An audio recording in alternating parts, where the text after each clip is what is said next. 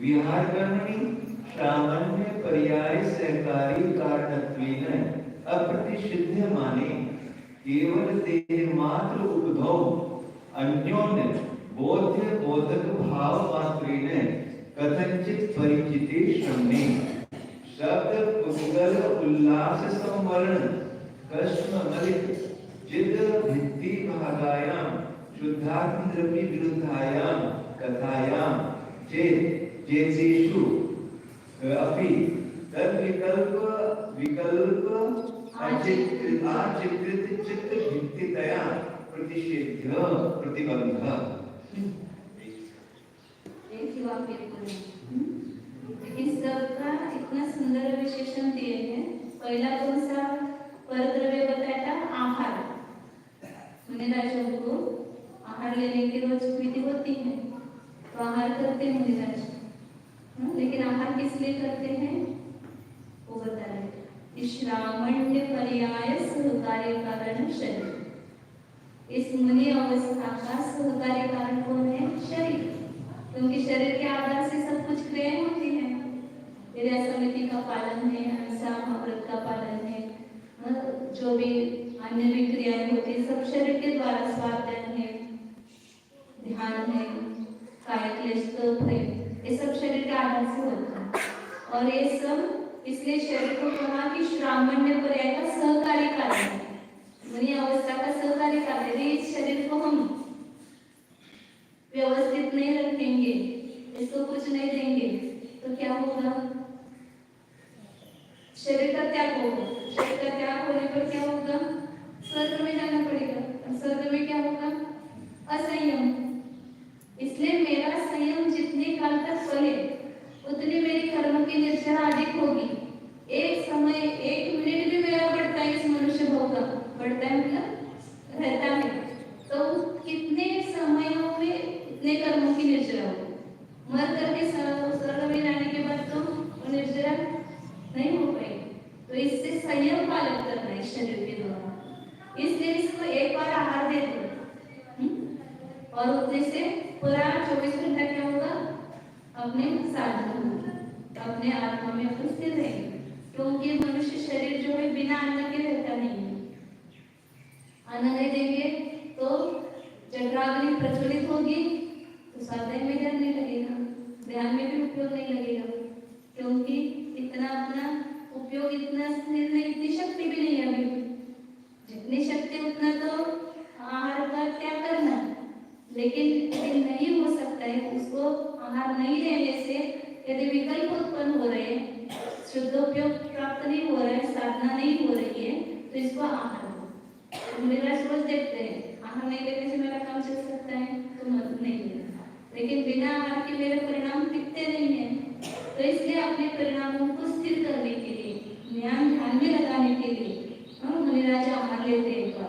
इसलिए आचार्य ने कहा कि इस मुनि पर्याय का सहकारी कारण जो शरीर है और उस शरीर की वृत्ति का कारण कौन है? आहार है। उस शरीर की वृत्ति का मतलब टिकाए रहने का कारण होने से ग्रहण किया जाने वाला जो आहार है, उस आहार में क्या करना है? एक सब में लगाना है लास्ट का प्रतिबंध प्रतिषेध। उस आहार संबंधी हमें तो एक बार आहार लिया गया तो चलता है, तो उस आहार के प्रति ममता नहीं करना है। मुझे आहार मिलना चाहिए, या किसी ने अच्छा आहार दिया तो उसके प्रति राग भाव, कोई नहीं दे रहा है तो उसके प्रति द्वेष भाव। ऐसे अंतरंग में उस आहार के संबंध से ममत्व नहीं करना है, उससे अपने हृदय में राग द्वेष उत्पन्न नहीं करना है। तो ये आहार के लिए जा रहे हैं मुनिराज, लेकिन वह आहार भी आपके सामने का छेद का कारण बन सकता है यदि आपने उसमें आसक्ति की, ममता की। तो इसलिए वो प्रतिबंध भी छोड़ने योग्य आहार संबंधी भी आहार भी ले रहे हैं अपने मुनि पर्याय को टिकाए रखने के लिए, शुद्ध उपयोग की प्राप्ति के लिए। और दूसरा बताया उपवास। उपवास में भी प्रतिबंध नहीं करना चाहिए, उपवास में भी ममता नहीं करनी है। क्यों? तो आचार्य बता रहे उपवास किस लिए करते हैं मुनिराज? तथाविध शरीर वृत्ति अविरोधी न, उस प्रकार का जो शरीर है, उस प्रकार का मतलब सामान्य पर्याय का सहकारी कारण हर बार लगाना है इसको। उस शरीर की वृत्ति से अविरोध रूप से ये शरीर भी रहे और मेरी साधना भी चले। देखना क्या है, उपवास करना ये प्रयोजन है कि उपवास करके मुझे अपने आत्मा की साधना करना ये प्रयोजन है। उपवास करने से मेरे आत्मा की अच्छी साधना होती है, मेरे निर्विकल्पता आती है, उपयोग विकल्प कम होते हैं और अंतर्मुख होने के लिए बहुत चांस मिलता है, संधि मिलती है, अवसर मिलता है, इसलिए मुनिराज उपवास करते हैं।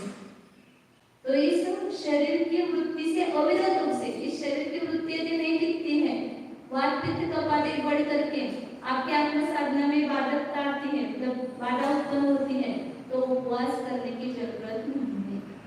कोई भी ऐसा नियम के लिए नियम नहीं कि आपको उपवास करना ही चाहिए। हर रोज एक बार आहार करके भी आप इस मुनि पर्याय को पर्याय में रह सकते हैं।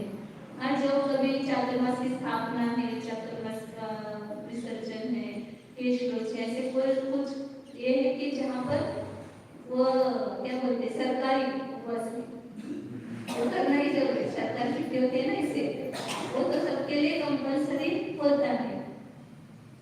उसमें भी कभी कुछ ऐसा हो जाए तो गुरु उसके लिए भी परमिशन दे सकते हैं, क्योंकि इस जीव को मारना ये उद्देश्य नहीं है, इससे साधना होनी चाहिए।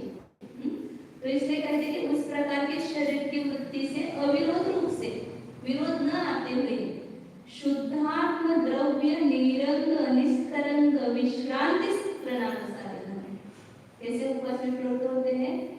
जिस उस दिन शुद्धात्म द्रव्य में, अपने शुद्धात्म द्रव्य में निरंग किसी प्रकार का राग रंग नहीं, कोई भी राग द्वेष मोह आदि भाव को छोड़ करके निस्तरंग कोई भी अंदर में विकल्प जाल उत्पन्न न करते हुए तरंग रहित विश्रांति। जब कुछ आज आहार करने का विकल्प है, सब विकल्प कम हो गए, फिर एकांत स्थान में जाकर के बैठो और वहाँ अपने शुद्धात्मा में लीन हो जाओ। कोई भी वहाँ पर विकल्प तरंग नहीं चल रही, ऐसी विश्रांति वहाँ पर प्राप्त होती है। तो उस विश्रांति की रचना के अनुसार उस उपवास में प्रवृत्त होते हैं। मतलब आहार भी लेते हैं शुद्धोपयोग के लिए और उपवास भी करते हैं शुद्धोपयोग की प्राप्ति के लिए, अपने आत्मा की साधना के लिए। जब नहीं दिख पाता है तो आहार लेते हैं और बिना आहार के जब अपनी अच्छी साधना चलती है तो उपवास करते हैं। कोई नियम नहीं है, लेकिन उस उपवास में भी ऐसी ममता ऐसा हटाकर नहीं करना चाहिए मुझे उपवास ही करना है, नहीं भले मुझे उठना नहीं हो रहा है, चलना नहीं हो रहा है, कोई भी क्रिया नहीं हो रही है, स्वाध्याय नहीं हो रहा है, फिर भी मुझे उपवास करने 10 उपवास करने तो करने हैं। और 10 दिन ऐसे बीत गए कि बस सो के निकाल दिए। पहले तो दिन में 8 घंटे स्वाध्याय करते थे और उपवास किया तो 1 घंटा भी स्वाध्याय नहीं हो रहा है, ध्यान नहीं हो रहा है, तो उपवास करेंगे क्या? नहीं है।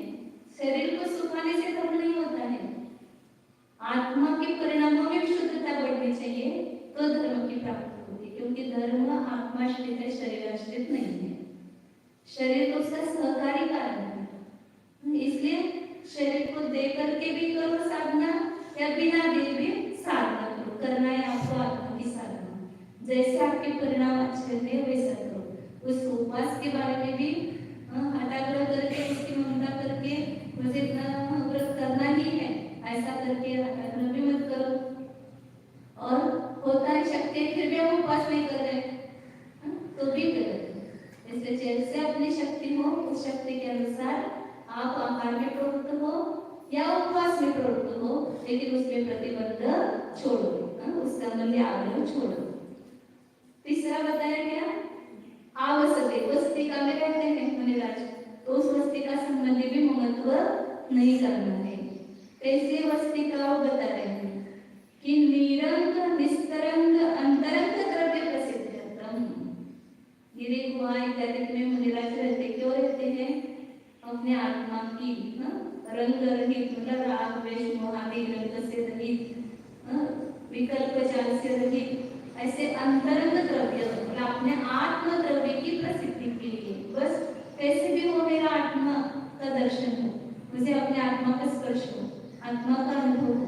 ऐसे स्थान में मुझे जाकर के इसलिए बैठते हैं कि कोई वहां पर डिस्टर्बेंस नहीं होता, कोई वहां पर विकल्प उत्पन्न नहीं होते। ऐसे एकांत स्थान में कहाँ जाकर के बैठते हैं? अध्यास्य माने सेवन करने के लिए। किस लिए गए एकांत स्थान में? अंतरंग द्रव्य की प्रसिद्धि करने के लिए। गिरिंद्र पर्वत की कंदर गुफा इत्यादि निवास स्थान में आवश्यक है। वहां पर भी ममत्व नहीं करना है, वहां पर भी प्रतिबंध नहीं करना है, नहीं तो फिर वो वहीं पर मुझे बैठना है। फिर दूसरे कोई साधु आकर के वहां बैठेंगे तो अंतर में क्या हो जाएगा? क्लेश उत्पन्न। वो बैठेंगे तो दूसरी जगह बैठेंगे, कहीं पर भी बैठो। ये उस आसक्ति नहीं होना कि ये मेरा ही स्थान है, इसमें दूसरा कोई नहीं आएगा, यह वो स्थान अच्छा है, इसलिए उसके प्रति ममत्व मत करो। और ये प्रत्यक्ष में ना वो मुनिजन में देखते कि इन्हीं के निमित्त से विकल्प, जो कुछ विकल्प है वो इन्हीं के निमित्त से है। एक आहार को लेकर के विकल्प होते हैं या निवास स्थान को लेकर के विकल्प होते हैं, ये कैसे निवास है, यहाँ कैसे रहेंगे, तो वो उस पर अपने को कंट्रोल करते हैं, उसको मतलब अपने परिणामों में संश्लेष न करते हुए उसमें रहना है, उसके वास्थान में वहां पर आवेश नहीं करना है। तीन हो गए, आहार, उपवास और आवास। अब विहार, किसी का आग्रह रहता है विहार करना चाहिए रोज, किसी का आग्रह रहता है कि एक स्थान में रहो, दोनों भी आग्रह नहीं होना चाहिए। यथोक्त शरीर वृत्ति हेतु मार्गार्थम आरभ्यमाने विहार कर्मी। विहार किस लिए करते हैं? जो ऊपर शरीर बताया सामान्य पर्याय का सहकारी कारण ये शरीर है। शरीर पर प्रेम किस लिए? संयम की साधना के लिए। शरीर पर प्रेम नहीं है, संयम पर प्रेम है, और उस संयम की साधना इससे होती है, इसलिए इसको टिकाना है। इसको टिकाने का दूसरा कोई उद्देश्य नहीं है। ये चला जाए तो मैं मर जाऊं ऐसे भाव नहीं है, कभी भी सामान्य धारण कर सकता हूँ, लेकिन जब तक इस शरीर से मेरा संयम बनता है तब तक मुझे संयम शरीर को टिकाए रखना है। इसलिए यथोक्त शरीर में सामान्य पर्याय का सहकारी कारण जो शरीर है उसकी वृत्ति मतलब उसकी उपजीविका, उसके आहार पानी की व्यवस्था के लिए, उसके हेतु मार्गणार्थम, उस आहार की खोज करने के लिए विहार किस लिए करते हैं? निराश आहार के लिए विहार करते हैं या निहार के लिए विहार करते हैं, या यहाँ एक जगह नहीं रहना दूसरी जगह जाने तो उसके लिए विहार करते हैं। इसलिए उस आहार की खोज के लिए प्रारंभ किया जाने वाला जो विहार कर्म है, उस विहार कर्म में भी प्रतिबंध मतलब ममत्व नहीं होना चाहिए कि मुझे आज विहार करना ही है, या विहार के यहीं पर विहार करना है, वहीं पर करना है, वैसा करना है, ऐसा करना है, इस प्रकार का। तो देखो साधु में भी संश्लेष बनते हैं। एक साधु कहते हैं कि विहार करना है, दूसरे कहते हैं कि नहीं करना है, तो उस विहार को लेकर के भी क्या खड़ा होता है? झगड़ा खड़ा होता है, और फिर संश्लेष परिणाम बनते हैं, राग द्वेष बनते हैं। तो किसी संबंधी भी आग्रह रखो अंतर में, विहार संबंधी भी प्रतिबंध प्रतिषेध है। और चौथा बताया पांचवा उपधि। उपधि मतलब यह शरीर श्रामण्य पर्याय सहकारी कारण, ये शरीर कैसा है? श्रामण्य पर्याय का सहकारी कारण है, इसको नहीं छोड़ा, बाकी सब छोड़ते हैं, घर स्त्री पुत्र मित्र सभी कुछ परिग्रह छोड़ा, लेकिन शरीर छोड़ सकते हैं क्या? छोड़ेंगे तो क्या होगा? मुनि अवस्था कैसे रहेगी? इसलिए ये केवल मुनि अवस्था के लिए रखा है शरीर को, इसको नहीं छोड़ा है। सामान्य पर्याय का मतलब मुनि पर्याय का सहकारी कारण होने से जिसका निषेध नहीं किया गया है, ऐसा मात्र परिग्रह मुनिराजों का विशेषण देते हैं। मुनिराजों के पास क्या है? शरीर मात्र परिग्रह, दूसरा कोई परिग्रह उनके पास नहीं है। तो केवल देह मात्र उपदो, केवल शरीर मात्र उपदि में एक परिग्रह है, और फिर इस शरीर को हमारे शरीर के प्रति ममत्व करेंगे तो शरीर स्वच्छ होना चाहिए, शरीर ऐसा होना चाहिए, दृष्ट पुष्ट होना चाहिए। शरीर को तो टिकाने के लिए कहा है शास्त्र में, तो शरीर की ममता से यदि हम शरीर का पालन पोषण करेंगे, शरीर को आहार देंगे तो वो भी परिग्रह की कोटि में, वो वहां पर भी श्रावण पढ़ाई का छेद होगा। इसलिए केवल गात्र मात्र जो उपति है उसमें भी प्रतिबंधक ना आसक्ति ममता मत करो उस शरीर के प्रति भी। इसको मैं कहा ना कि नौकर समझो केवल शरीर, पड़ोसी समझो। नौकर से काम लेना है, नौकर के प्रति आपको कितना प्रेम रहता है? अपने काम से प्रेम है कि नौकर से प्रेम है? किससे प्रेम है? प्रेम तो हमारा अपने काम से है, ये काम हमारा होना चाहिए।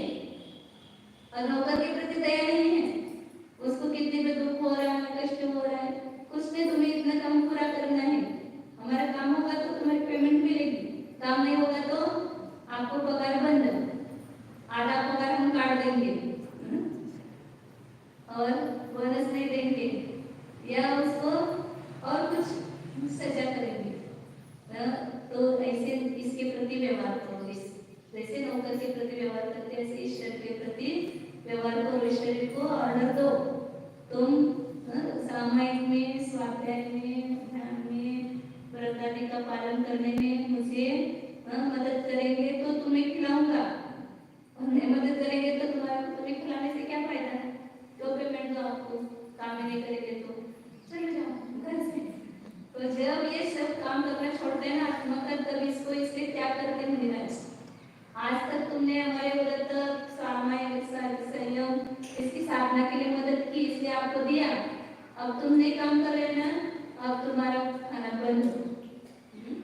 तो फिर सलेखना धारण करते, संभाली लेते हैं। जब ये शरीर मुनि पराय का सहकारी कारण नहीं दे पाते, जब इसका त्याग भी, इसका नाश भी नियम से होने वाला है, तब उसको देना बंद कर देते हैं। इसलिए श्रावण पराय के सहकारी कारण होने से जिसका निषेध नहीं किया जा रहा है, ऐसे केवल शरीर मात्र परिग्रह में भी आसक्ति नहीं होना चाहिए। अब आगे कौन सा बताया? अन्य श्रवण में अन्य मुनियों का संबंध होता है, फिर किसी के साथ राग का संबंध बनता है, किसी के साथ फिर नहीं जमता है तो द्वेष होने लगता है। तो ऐसे राग द्वेष दोनों भी अन्य श्रवण के प्रति छोड़ना चाहिए। बस उनके प्रति भी ऐसा रखो संबंध, केवल हम दोनों एक धर्मशाला में आकर के बैठे हुए थे, धर्मशाला में दूसरा कोई मिलता है तो उसके प्रति कितना अपना लगाव रहता है। आज है अच्छे बात करेंगे, कल तुम तुम्हारे घर, हम हमारे घर, तुम्हारा कुछ भी संबंध नहीं। तो जब तक यहाँ पर है और परस्पर में धर्म साधना के लिए जितने निमित्त बन रहे हैं उतना उपयोग करो, बाकी उनके प्रति न लगाने रखो, क्योंकि कोई किसी के साथ रहने वाला नहीं है।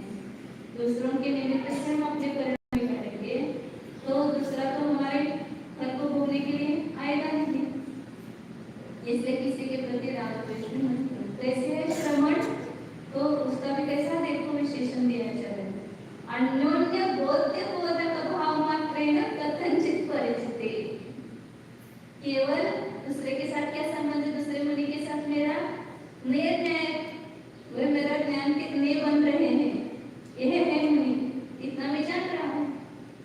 वे न्याय और वे मेरे न्याय, केवल परस्पर में कौन सा संबंध है? वेद न्याय मात्र भाव से कथनचित परिचित है, कथनचित जिनका परिचित है, परिचय हुआ है, ऐसे श्रवणों में भी निबंध प्रतिबंध आसक्ति ममता नहीं होनी चाहिए। तो अपना कभी कभी ऐसा होता है कि अपना जीवन ही व्यर्थ कर देते हैं, जीवन ही बिगाड़ देते हैं, ऐसे अन्य मुनियों में, अन्य इसमें ममता करते हैं। तो ऐसा नहीं होना चाहिए। वो तो केवल एक साधन में है, वो भी अपनी साधना करें, वो भी अपनी साधना करें। जितनी साधना करने के लिए परस्पर में उपयोगी बन सकते हैं उतना उनको निमित्त बनाओ, बाकी राग द्वेष के लिए उनको निमित्त मत बनाओ। हम हमेशा कहते हैं कि संयोग का उपयोग असंयोगी होने के लिए होना चाहिए। जो हमारा संयोग हुआ है परस्पर में, उसका उपयोग, अब मुझे संयोगी नहीं चाहिए किसी का, ऐसे असंयोगी पर्याय प्राप्त होने के लिए, मतलब मोक्ष अवस्था प्राप्त करने के लिए उसका हमें लाभ करना चाहिए, देना चाहिए। तो ऐसे कथनचित जिनका परिचय हुआ है, ऐसे श्रवणों में भी प्रतिबंधन नहीं होना चाहिए। तो देखो संघ में भी जाकर के राग द्वेष करते थे तो घर में अच्छे थे ना, जाकर के दूसरों से ईर्ष्या द्वेष मत्सर न ये कर रहे हैं और राग द्वेष बढ़ा रहे हैं, तो उससे तो गृहस्थावस्था में तो कम से कम मलिन अवस्था में तो मलिनता वहां पर काले ड्रेस पर कालापन छिप जाता है। लेकिन आप सफेद वस्त्र पहने हो और उस पर काला डब्बा लगाएंगे तो देखिएगा ना, वो चार लोग देख रहे हैं अभी आपको कि आपका कैसा जीवन चल रहा है, आप कैसे क्या करते हैं। तो लोग इसलिए कहते कि नहीं पीछा क्या पीछा कर लेके क्या करना है, देखो संगों में भी ऐसा हो रहा है।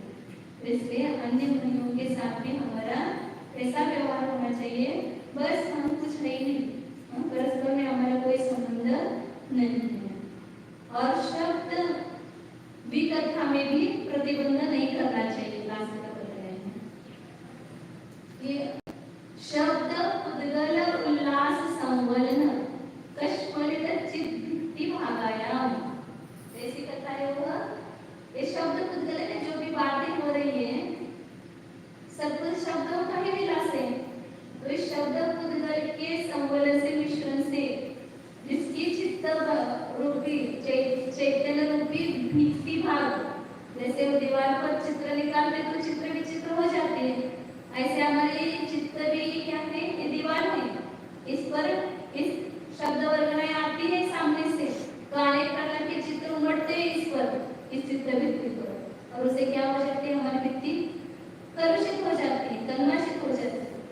तो सब जितने भी विकल्प शब्दों के कारण ही ना, शांत बैठो मन से रहो, क्या विकल्प। लेकिन कोई कुछ बोलता है, कोई कुछ बोलता है, कोई कुछ बोलता है, तो उसको सुन करके हमें राग द्वेष उत्पन्न होती है। इसलिए ऐसे शुद्धात्म द्रव्य के विरुद्ध जो कथा है, उस कथा में भी एतेषु अपि तद विकल्प आचित्रित चित्त भित्तितया, इन सब में क्या होता है, इन विकल्पों से चित्त भूमि को चित्रित हो जाने से प्रतिबंध प्रतिषेध, इसलिए प्रतिबंध मतलब संबंध, ममता, आग्रह, ये सब छोड़ने योग्य है।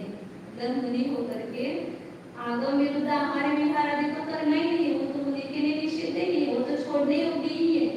लेकिन जो आगम संबंध ऐसे जो आहार विहार आदि है, उसमें भी ममता मत करो। निर्दोष आहार है, आपने बहुत त्रास बनाए थे, लेकिन उसमें भी हम ममता करेंगे तो क्या हो जाएगा, वहां पर का बंधन होगा। इसलिए जो रासुक आहार है, विहार है, निर्दोष विहार है, विहार है, इसमें भी उपवास है, शरीर है, इसमें भी आप ममता मत करो, इस संबंधी ममता भी छोड़ो। मेरी गुफा है, देखो आप इतना अच्छा एकादश है, उसमें भी आप ममता करेंगे तो आपको बंधन होगा, शरीर सामान्य में छेद होगा। इसलिए सामान्य से विच्छेद की ये स्थान है, इसलिए इनमें भी प्रतिबंध छोड़ो। इस प्रकार का उपदेश होना चाहिए दिया।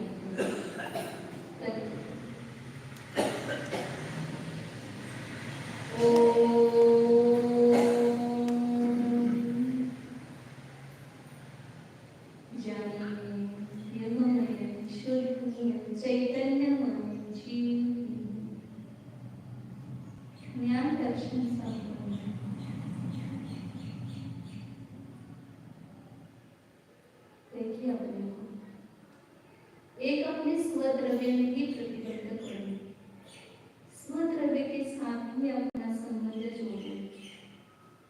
है भीतर स्वद्रव्य, इस शरीर से भिन्न एक चैतन्य में वस्तु है, अंतरंग में आत्म ज्योति अपने को प्रकाशित कर रही है, स्वयं को भी प्रकाशित कर रही है और अन्य पदार्थों को भी नए रूप से प्रकाशित कर रही है। ऐसे स्वपर प्रकाशन चैतन्य ज्योति में कितना बढ़िया, कितना सुंदर,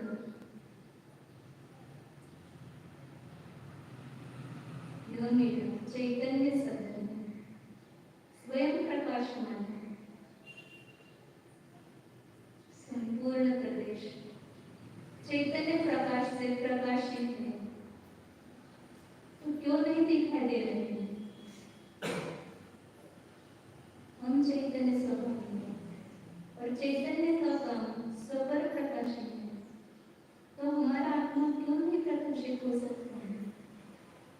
मैं बोल रहा हूं, उसको उस एंगल से देखोगे,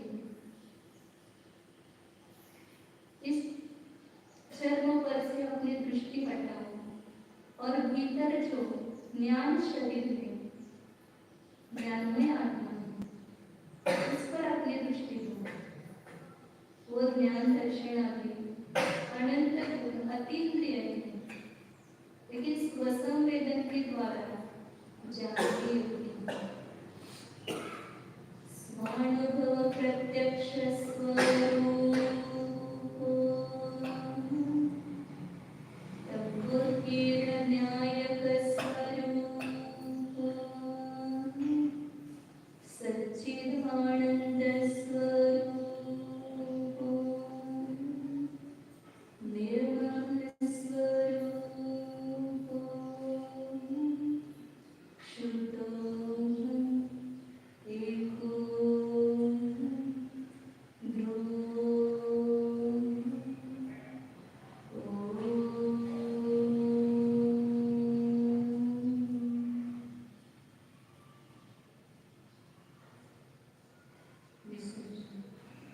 नमो हरिहंताय